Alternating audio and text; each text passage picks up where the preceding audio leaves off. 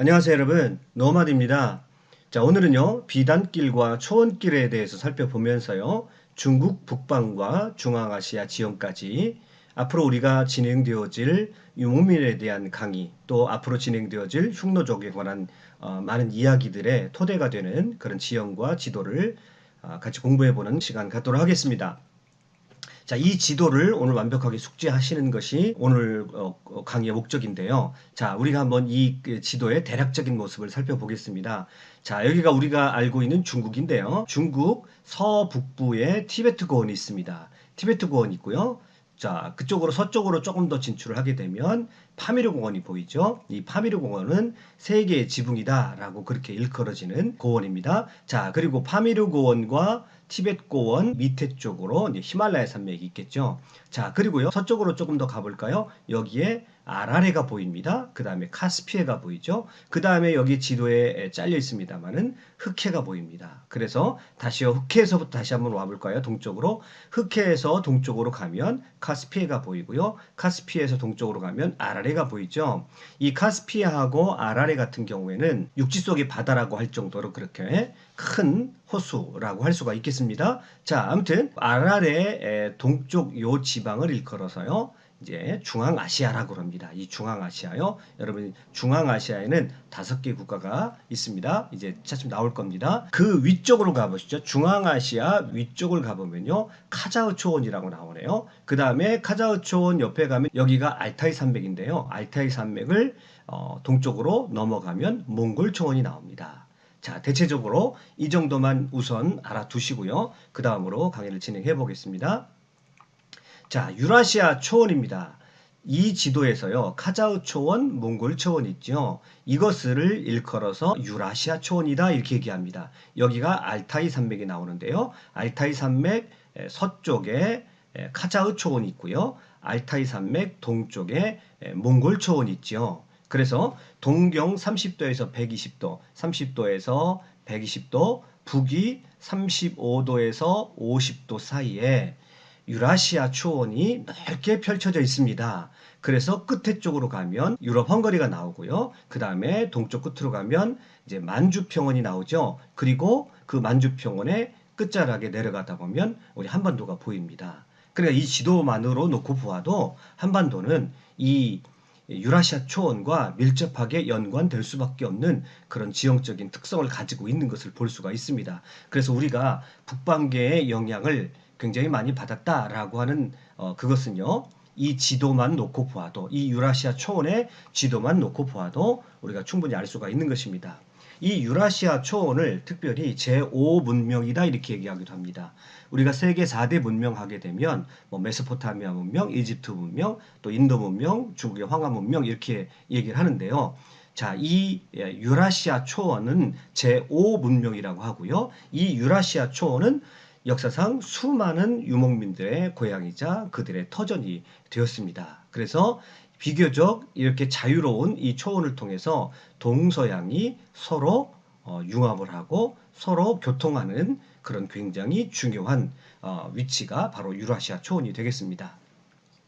이 모습으로 보면요 더 선명하게 드러나죠. 이쪽에 카자흐스탄이 있고요. 여기 몽골리아가 있습니다. 카자흐 초원이 있고요. 몽골 초원이 있습니다. 그리고 그 밑에 중국이 있고요. 이 유라시아 스텝, 유라시아 초원은요. 수많은 북방 유목민들의 무대가 되었다라고 말씀을 드렸습니다. 스키타이, 흉노, 선비, 투르크, 몽고 우리가 이름만 들어도 동서양의 역사에 굉장히 지대한 영향력을 끼쳤고 동서양의 역사가 파동을 칠 때마다 이들이 등장을 해서 어떤 긍정적인 역할이 됐건 부정적인 역할이 됐건 이들이 큰 역할을 했던 것을 우리가 볼 수가 있습니다.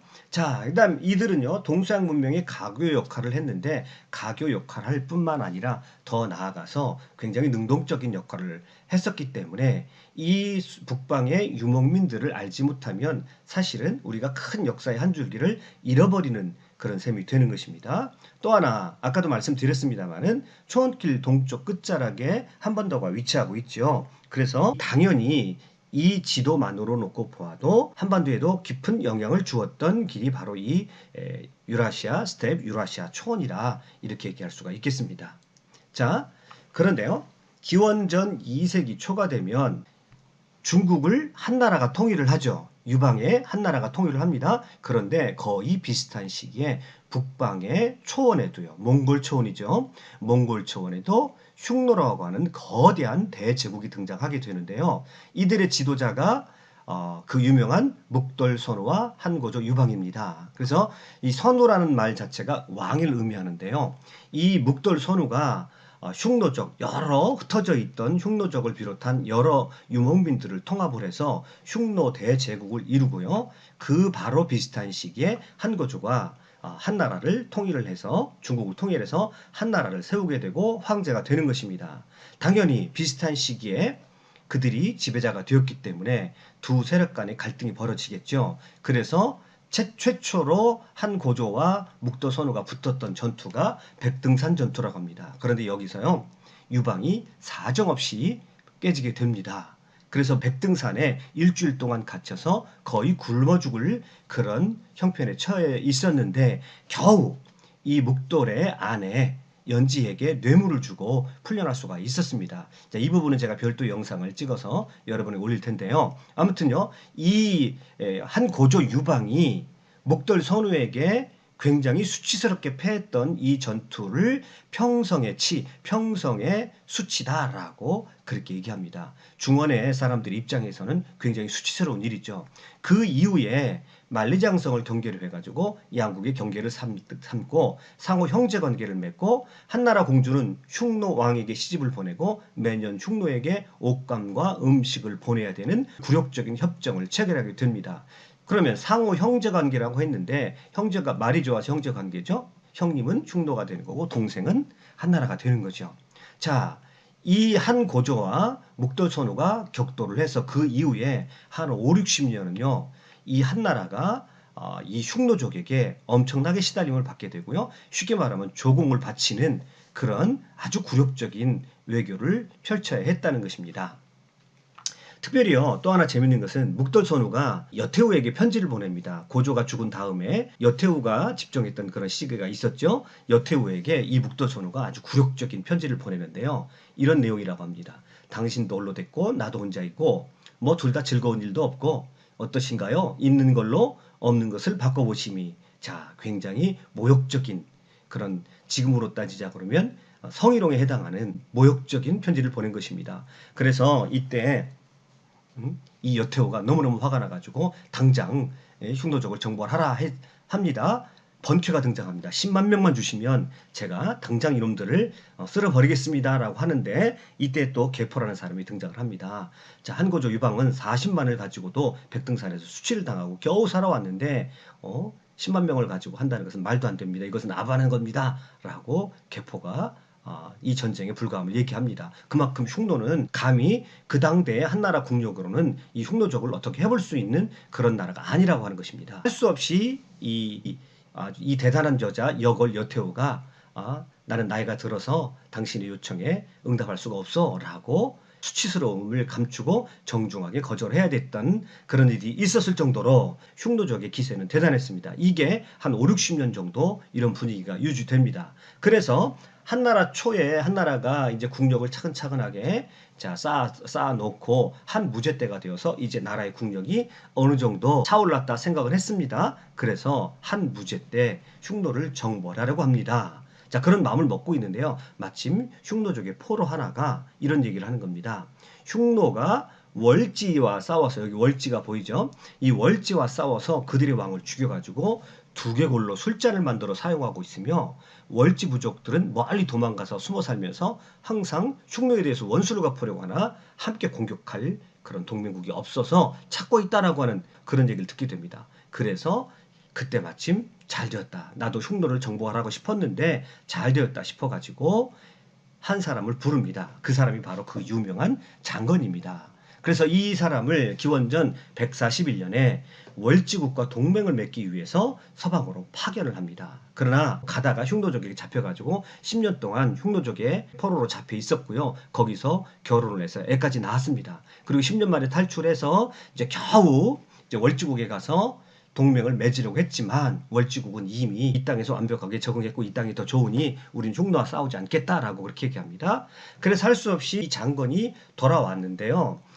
또 돌아오면서 1년 동안 또 잡히게 되죠. 이 구체적인 얘기들은 제가 다른 영상에서 또 찍겠습니다. 아무튼 이 장건이 자, 서쪽에 지금에 말하면 중앙아시아 쪽입니다. 이 중앙아시아에 있는 당대의 국가들과 처음으로 공식적인 외교를 맺게 되었다라고 하는 것입니다. 그 이후에 장군이 또 한 번 가면서요, 수많은 나라들에게 이제 사신들을 보내면서 더 정식으로 외교 관계를 맺습니다. 외교 관계를 맺으면서요, 본격적으로 이제 흉노에 대한 정벌이 이루어지고요, 그것이 상당히 성공을 거두면서 장건이 갔다 왔던 이 도로들이 그전에도 교육이 전혀 없었던 것은 아닙니다만은 이제 국가적인 차원에서 이 무역 루트가 하나 생긴 것이죠.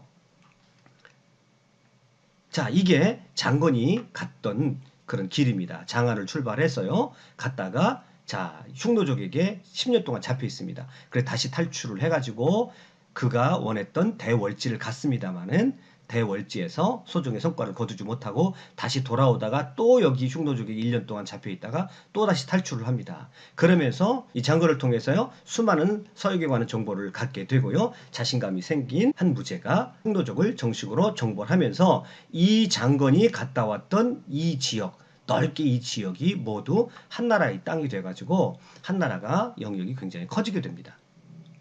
자, 아무튼 원래 장건은 흉노족을 공격하기 위해서 동맹국가를 얻기 위해서 서역으로 간 것인데 그것과는 전혀 상관없는 뜻밖의 소득을 얻게 되는데요. 동양과 서양을 잇는 비단길의 모습이 그 실체를 드러내게 되는 겁니다. 물론 이 비단길은 후에 붙여진 이름입니다만은 국가와 국가 간의 외교가 이루어지면서 정식으로 사신들이 왔다 갔다 하면서 그 길이 사람들이 자주 이용하는 그런 상업로가 된 것입니다. 그래서 그 상업로를 일컬어서 비단길이다 이렇게 얘기하게 되는 거죠. 이 비단길은요, 카스피의 밑을 지나서요, 이쪽에 보면 여기가 팔레스틴 지역이네요. 팔레스틴 지역을 통과해서요, 로마에까지 이르게 됩니다. 주로 이제 중국에서는 비단을 많이 팔게 되고요, 서역의 많은 물품들이 이 비단길을 따라서 들어오면서 동서양의 무역의 중심적인 역할을 하게 되죠. 그런데요, 이 지도를 비교해서 살펴보시기 바랍니다. 이 유라시아 초원, 유라시아 스텝은요, 그것을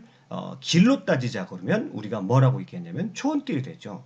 자, 이 비단길은요, 결국은 이 초원길을 대체하는 무역로가 된 것입니다. 그러면 이 말은 무슨 얘기냐면 비단길이 생기기 전에는 이쪽의 유목민들이 동서양의 문물을 서로 전달해주고 동서양을 연결시켜주는 가교 역할을 했다라고 하는 것입니다. 그래서 결과적으로 장건한 사람이 서역을 갔다 왔습니다만은 비단길이 연결되어지고 많은 사람들에게 각광받는 그런 무역로가 되면서 이 북쪽에 있는 초원길은 그 기능이 약화되는 것이죠. 비단길의 그 경로를 한번 추적해 보도록 하겠습니다. 자, 비단길은 당연히 이 시안에 시작이 되죠. 그 당시에 수도니까요. 이 시안에서 시작을 해가지고 자, 란저우를 갑니다. 이 황하를 건너가야 되죠. 그래서 황하를 건너갈 때 이 란저우시를 건너갑니다. 이 란저우는요, 감숙성의 수도인데요, 여기를 건너가야 됩니다. 지금도 보면 양피 뗏목이 있습니다. 그 양 껍데기를 가지고요, 거기다 공기를 불어 넣어 가지고 나무를 얹혀 가지고 양피 뗏목을 타고 거기를 건너갔을 겁니다. 지금도 이런 풍속이 남아 있다고 합니다. 시안을 지나서 란저우를 통과해서요, 그 다음에 이 비단길이 이어지는 곳이 둔항입니다. 이 둔항은요, 너무 유명한 문화재가 하나 있는데 그것이 바로 둔항 석굴이죠. 4세기부터 13세기까지 천여 년에 걸쳐서 사람의 힘으로 이 둔항의 바위에 석굴을 만들어 가지고 계속 석굴을 뚫어 가지고요, 거기에 그림을 그려 놓습니다. 여기 보이는 이 동굴들 안에 다 그림들이 그려져 있습니다. 자, 둔항에 왔습니다. 둔항에 와서 보면요, 그 앞에 우리가 지형을 조금 알아야 되는데요, 요 앞에 움푹 들어간 곳이 있습니다.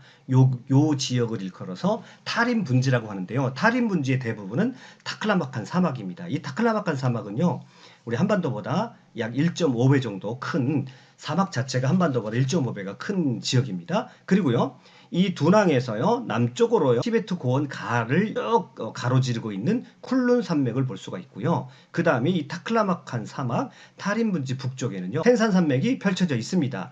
우리말로 하면 천산 산맥이겠죠. 이와 같은 지형 때문에 비단길은요, 여러 갈래로 나눠지게 되는데요, 타클라마칸 이 사막의 주변에는요, 그냥 사막만 있는 게 아니라 오아시스가 있겠죠. 그래서 타클라마칸 사막의 남쪽에 오아시스를 연결한 도로를 오아시스 남로라고 그러고요. 북쪽의 오아시스를 연결한 비단길의 한 종류를 오아시스 남로라고 그럽니다. 그리고 한 길은요, 아예 텐산 북로를 따라서 넘어가는 길이 또 하나가 있습니다. 그러니까 이 타클라마칸 사막과 주변에 있는 산맥들의 지형적인 특성에 따라서 길이 세 갈래로 나눠지는 것을 볼 수 있습니다. 그래서 파미르 공원 북쪽인데요. 이쪽을 넘어가면 이제 중앙아시아가 되겠죠. 자, 이제 이 둔항에서요, 세 갈래의 길로 이 파미르 공원 서쪽으로 넘어왔습니다. 넘어오게 되면요, 사마르칸트라고 하는 고대 비단길에 있어서 가장 중요한 도시 중에 하나인 이곳을 만나게 되는데요. 여기에 고대 유명한 상인들이 모여 있게 되는데요.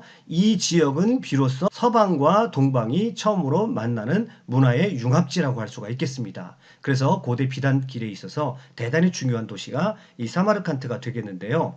이 사마르칸트가 속해 있는 이 일대를 일컬어서 우리가 중앙아시아다 이렇게 얘기하게 됩니다. 지금은 이 중앙아시아 지역에 카자흐스탄, 우즈베키스탄, 투르메니크스탄, 키르기즈스탄, 타지키스탄 이렇게 5개 국가, 중앙아시아 5개 국가가 여기 위치하고 있습니다만은 고대 세계에는 월지국이라든지 대원국 같은 그런 국가들이 지배하고 있었습니다. 아무튼 이 세 갈래의 길을 넘어서 이쪽에 사마르칸트를 통과해서 카스피해 밑으로 해서 서역으로 가는 길이 계속 이어지게 됩니다. 자, 그래서 이와 같은 비단길이 완성이 되어지는 거죠. 그래서 우리가 시안서부터 둔왕, 세 갈래 길을 통해서 파미르 공원 서쪽으로 와서 사마르칸트 지역을 통과해서 카스피해 남쪽으로 해서 지중해를 통해서 로마까지 이어지는 비단길의 전체적인 모습을 살펴보았습니다. 자, 오늘은 우리가 비단길과 초원길에 대한 개략적인 그런 모습을 살펴보았습니다만은 이것은 앞으로 우리가 같이 공부하게 될 흉노족에 관한 이야기라든지 또는 유목민들에 관한 이야기라든지 나아가서 우리 민족사, 상고사에 있어서도 중요한 그런 지형들이기 때문에 반드시 알아둬야 또 앞으로 효과적인 공부를 할 수 있는 그런 지역입니다. 자, 오늘 여러분 비단길과 초원길, 초원길과 비단길 강의를 들어주셔서 대단히 감사합니다. 수고하셨습니다.